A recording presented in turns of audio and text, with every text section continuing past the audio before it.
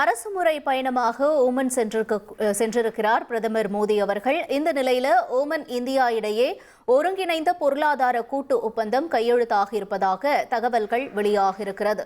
பிரதமர் மோடி முன்னிலையில் இரு நாடுகளுக்கு இடையே இந்த வர்த்தக ஒப்பந்தம் கையெழுத்தாக இருக்கிறது. முக்கிய செய்தியாக நாம் பார்த்து கொண்டிருக்கிறோம். ஓமன் இந்தியா இடையே ஒருங்கிணைந்த பொருளாதார கூட்டு ஒப்பந்தம் கையெழுத்தாக இருக்கிறது. முக்கிய செய்தியாக பார்த்தோம். தொடர்ந்து செய்தியாளர் ரமேஷ் விவரங்களை வழங்கிட கேட்போம். ரமேஷ், இந்த ஒப்பந்தத்தினுடைய முக்கியத்துவம் என்ன? விவரங்களை பதிவு செய்யுங்க. அதாவது இந்தியா தொடர்ந்து பல நாடுகளோடு தடையில்லா வர்த்தக ஒப்பந்தத்தை இறுதி செய்வதில் மும்முரமாக ஈடுபட்டு வருகிறது. சில மாதங்களுக்கு முன்பு இந்தியாவும் இங்கிலாந்தும் தடையில்லா வர்த்தக ஒப்பந்தத்தை இறுதி செய்தது. அமெரிக்காவுடன் கூட தொடர்ந்து பேச்சுவார்த்தை நடத்தப்பட்டு வருகிறது.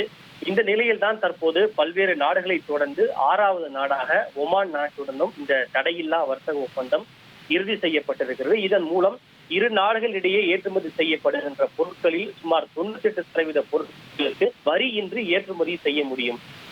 ஒமான் நாட்டிலிருந்து இந்தியாவிற்கு ஏற்றுமதி செய்யப்படுகின்ற பொருட்களை விட இந்தியாவிலிருந்து ஒமான் நாட்டுக்கு ஏற்றுமதி செய்யக்கூடிய பொருட்கள் தான் அதிகம். அந்த வகையில் இந்த தடையில்லா வர்த்தக ஒப்பந்தத்தின் மூலம் இந்தியாவிலிருந்து ஜவுளி, ஆட்டோமொபைல், ரத்தன கற்கள், அதே போல ரசாயனங்கள், புதுப்பிக்கத்தக்க மாற்று எரிசக்தி, வேளாண் பொருட்கள் உள்ளிட்ட 98 வகையான பொருட்களை இனி வரியின்றி அந்த நாட்டிற்கு ஏற்றுமதி செய்ய முடியும்.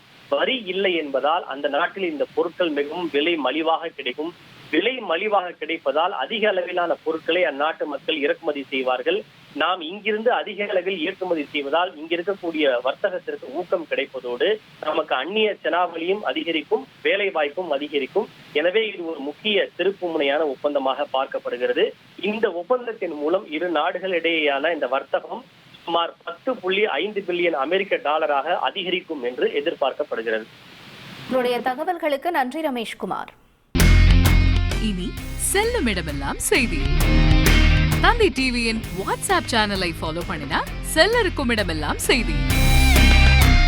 இதோ QR கோட் இப்பவே ஸ்கேன் பண்ணுங்க, ஃபாலோ பண்ணுங்க.